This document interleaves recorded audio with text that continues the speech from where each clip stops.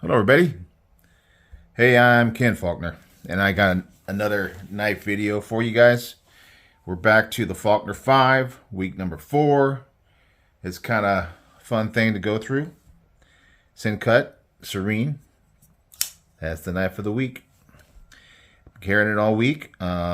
Again, just quickly, this is a under $50 knife. This is the budget version of the Faulkner 5. So I have 5 knives. There's the other 4 right there. And I've been carrying them week by week. Since this is week 4, I got one more knife for next week. I'll show that in a minute. But right now we're talking about the Sencut Serene. I saw this one at Blade Show. My first year going to Blade Show in Atlanta. Man, I had a great time that year. And before that, I'd seen this on some videos, and it looked really cool. But then I actually got to see it at the CVV booth and holding my hand. I mean, making a decision based on a video, even somebody you trust, and what you see on a screen somewhere. That's much more difficult of a decision to make. You really don't know what it feels like until it's in hand. So if you have a store near you that has knives that you can go and check out personally, or if you make it to a show such as Atlanta. Of course, I'm in California, so that's about as far away from that show as you can get.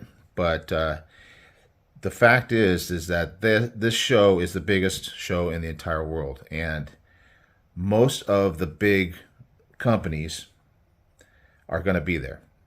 I've also been to Blade Show West. Haven't hit Texas yet.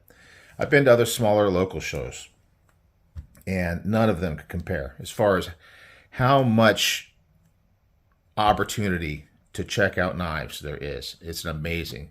And there's going to be some companies there that you never heard of too. You're going to get all the modern folders. You're going to get the slip joints. You're going to get the maybe not as much slip joints, and maybe it's just because it's not what really catches me as much, my attention as much, but definitely fixed blades. There's a lot of fixed blades there. Custom makers, people make beautiful work. I love to go and check those out. I just haven't really. I've got a few fixed blades. I'm probably going to be doing a video on a few that I have picked up in the last month or so, coming up pretty soon. Just to mix it up. I like to mix it up. But anyway, that's not what we're here to talk about. We're here to talk about this knife here. It's got aluminum handles. It's got a D2 blade.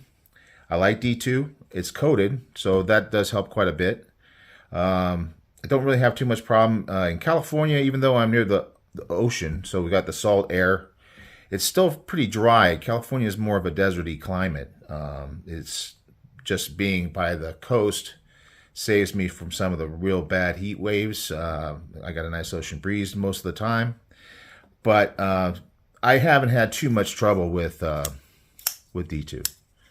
I do try to keep my knives clean. Sometimes they'll sit. The more knives I get over time, the more they tend to sit around, and sometimes I'll pick out one that I haven't carried in a while, and I'll see some little spots on it. And then I got to get in there and try to clean them up as best I can, oil it up, make sure it's there. And that always kind of tends to make me be a little more careful when I'm putting it away, to make sure that I kind of give it some kind of TLC before it sits for a while. But anyway, this knife is a very comfortable knife. You can grip it here, not a full forward finger choil, but the full size handle. The scales on this are aluminum, and you can machine aluminum, but this one is smoother. But boy, it really takes a great color on this coating that they do. I've seen all different types, and that's the one thing with aluminum that I love the most, is just the way it looks. It looks so good. Downside is, unless it's like a milled type aluminum, you get the smooth kind quite a bit. It can be pretty slick. And I know this from experience because when I was carrying the knife this week, look at that, a couple of spots there. It slipped out of my hand. Part of it is that this knife is and there's a little spot there. These kind of things don't really bother me so much, but certainly if you're looking to resell it at some point, I'm not sure that I will with this one. It's going to have an impact on the value. But the thing is that this one is so fidgety. Out of the 5 that I've had so far, because it's the button lock, this is the only one that is a button lock. All the rest of them have been liner locks, I believe. Look at them here. Yeah, these are all liner locks. And I think that's, being in the budget range, especially under $50, that's what you're going to tend to end up with. But this one is that button lock. Now, a lot of people don't like the button locks. I don't really do these, but I just took this one apart and put it back together on a nice light, check. It doesn't fail on the lock. I know there's some that do, even on light, taps. But I don't think it's really something that you should just assume all button locks are going to have. I think that a button lock is something that is less strong of a lock in general. But man, what you get out of that. I mean, with anything that's good, there's always like a downside, some kind of downside to it. But man, this fidgets so well. The thumb studs are excellent on this. The access to them are very good. You also have the back flipper. It works well. So I've heard some people say that the finger flicking doesn't work for them because of arthritis or other issues. Back flipper is there as an option on this one. And if you don't hit the table, works good. Action's very good. Button locks don't tend to have a lot of, you don't really have a real detent.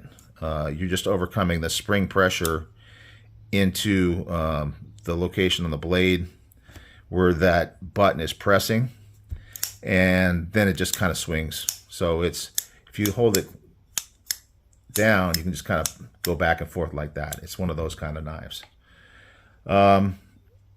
Yeah, I mean, I really like this knife. That blade shape, that drop point is one of my favorites for sure.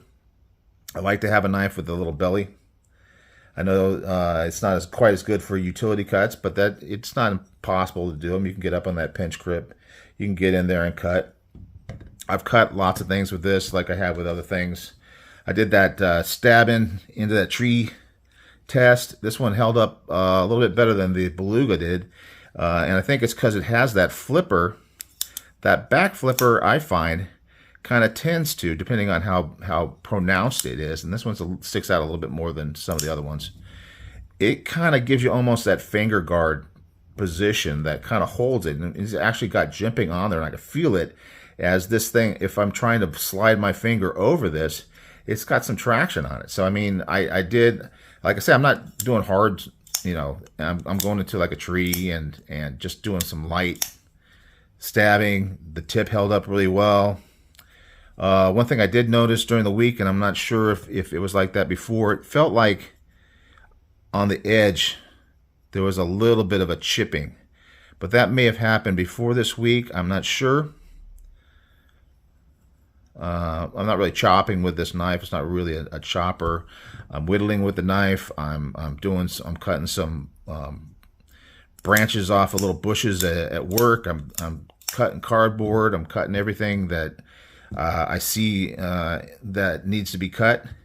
I won't get out a pair of scissors. I'll use a knife most times. So I'm always looking for opportunities. Food prep all week long. This thing held up, did really well. Cleaned it up afterwards to make sure I'm not leaving anything on there that's going to mess up the D2. Yeah, it did great. End of the week, took it apart. A little bit of a challenge. So we got T8s, T6s on the clip. We got not a D. We don't have a D-shaped pivot. So what happens is you need to get 2 screwdrivers on opposing sides. That's something that's no fun for me. That's always a bit of a challenge. They had definitely had some Loctite in there. It made it a little bit difficult to do. And then, of course, having a button lock, there's certain things that you have to do to make sure you don't lose things. I did have the spring go rogue on me at one point, but not because it sprang, it just because it rolled. And actually, when I was looking for that spring, I found another little screw. And I thought, hey, I found the screw from the Beluga. I go to put it in, it doesn't fit. It's too small. So it's from some other knife. So I'm going to find another knife somewhere that has a little screw missing from it. Hopefully I'll keep track of this one, and then I'll be ready when I do find it. I did contact Petrified Fish, left a message, haven't heard back. I got to follow up with them again, see if I can get that. But really, I'm not super concerned. It is what it is. I just want to see if I can get them to respond. So it hasn't been super easy so far. I direct messaged them on their Instagram account, and they said, "Oh yeah, go ahead to the website and talk to customer service." I went to there was no way to like email, but they do have the chat feature in there. And when I went to do the chat, it says, "Oh well, our customer service is closed right now. If you leave a message, we'll get back to you." You know, I left my email address. I was expecting an email back. I haven't seen anything yet. So we'll see what happens. I'll probably try a couple more times, but you know, since I'm not really, you know, the function of the knife is not really affected. It's not really the end of the world, so it's not really driving me too hard to try to get it. Anyway, back to this knife.